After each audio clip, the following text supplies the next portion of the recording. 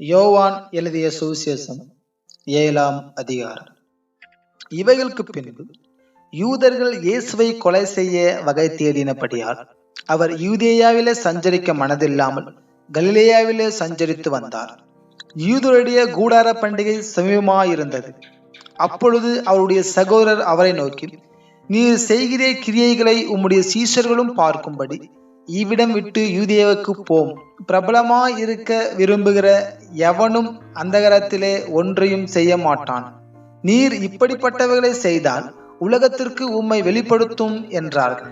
அவருடைய சகோதரரும் அவரை விசுவாசியாதபடியால் இப்படி சொன்னார்கள். இயேசு அவர்களை நோக்கி, என் வேலை இன்னும் வரவில்லை, உங்கள் வேலையோ எப்பொழுதும் ஆயத்தமாய் இருக்கிறது. உலகம் உங்களை பகைக்க மாட்டாது, அதன் கிரியைகள் பொல்லாதவைகளாய் இருக்கிறதென்று நான் சாட்சி கொடுக்கிறபடியினாலே அது என்னை பகைக்கிறது. நீங்கள் இந்த பண்டிகைக்கு போங்கள், என் வேலை இன்னும் வராதபடியால் நான் இந்த பண்டிகைக்கு இப்பொழுது போகிறதில்லை என்றார். இவைகளை அவர்களுடனே சொல்லி பின்னும் கலிலேயாவிலே தங்கினார். அவருடைய சகோதரர் போன பின்பு அவர் வெளியரங்கமாய் போகாமல் அந்தகாரமாய் பண்டிகைக்கு போனார். பண்டிகையிலே யூதர்கள் அவரை தேடி அவர் எங்கே இருக்கிறார் என்றார்கள். ஜனங்களுக்குள்ளே அவரை குறித்து முறுமுறுப்புண்டாயிற்று.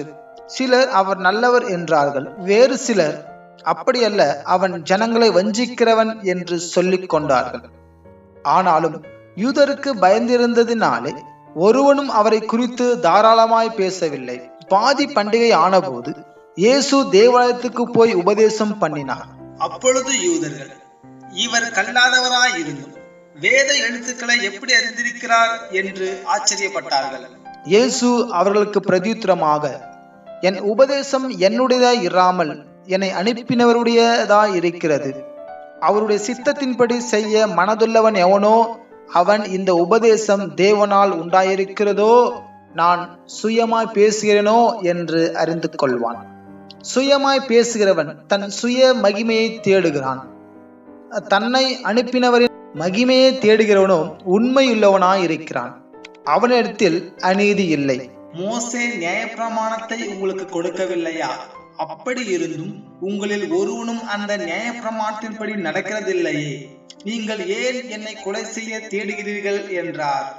ஜனங்கள் அவருக்கு பிரதியுத்தரமாக, நீ பிசாசு பிடித்தவன், உன்னை கொலை செய்ய தேடுகிறவன் யார் என்றார்கள். இயேசு அவர்களை நோக்கி, ஒரே கிரியை செய்தேன், அதை குறித்து எல்லோரும் ஆச்சரியப்படுகிறீர்கள். விருத்த சேதனம் மோசேயினால் உண்டாகாமல் பிதாக்களால் உண்டாயிற்று. பின்பு மோசே அதை உங்களுக்கு நியமித்தான். நீங்கள் ஓய்வு நாளிலும் மனுஷரை விருத்த சேதனம் பண்ணுகிறீர்கள். மோசேயின் நியாயப்பிரமாணம் மீறப்படாதபடி ஓய்வு நாளில் மனுஷன் விருத்த சேதனம் பெறலாம் என்றால், நான் ஓய்வு நாளில் ஒரு மனுஷனை முழுவதும் சுத்தமாக்கினதினாலே என் மேல் எரிச்சலா இருக்கலாமா? தோற்றத்தின்படி தீர்ப்பு செய்யாமல் நீதியின்படி தீர்ப்பு செய்யுங்கள் என்றார். அப்பொழுது எருசலேம் நகரத்தாரில் சிலர், இவனை அல்லவா கொலை செய்ய தேடுகிறார்கள், இதோ இவன் தாராளமாய் பேசுகிறானே, ஒருவரும் இவனுக்கு ஒன்றும் சொல்லுகிறதில்லையே, மெய்யா இவன் கிறிஸ்து தான் என்று அதிகாரிகள் நிச்சயமாய் அறிந்திருக்கிறார்களோ? இவன் இன்ன இடத்திலிருந்து வந்தவன் என்று நாம் அறிந்திருக்கிறோம். கிறிஸ்து வரும்போதோ அவர் இன்ன இடத்திலிருந்து வருகிறவர் என்று ஒருவனும் அறிய மாட்டானே என்றார்கள்.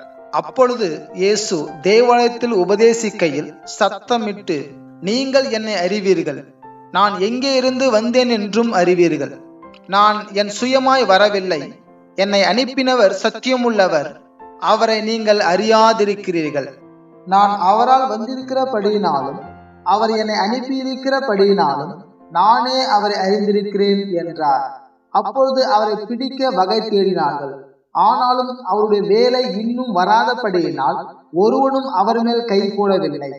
ஜனங்களில் அநேகர் அவரை விசுவாசித்து, கிறிஸ்து வரும்போது இவர் செய்கிற அற்புதங்களை பார்க்கிலும் அதிகம் செய்வாரோ என்றார்கள். ஜனங்கள் அவரை குறித்து இப்படி முறுமுறுக்கிறதை பரிசேயர் கேட்ட பொழுது அவரை பிடித்து கொண்டு வரும்படிக்கு பரிசேயரும் பிரதான ஆசாரியரும் சேவகரை அனுப்பினார்கள். அப்பொழுது இயேசு அவர்களை நோக்கி, இன்னும் கொஞ்ச காலம் நான் உங்களுடனே கூட இருந்து பின்பு என்னை அனுப்பினவரிடத்திற்கு போகிறேன். நீங்கள் என்னை தேடுவீர்கள், ஆனாலும் என்னை காண மாட்டீர்கள்.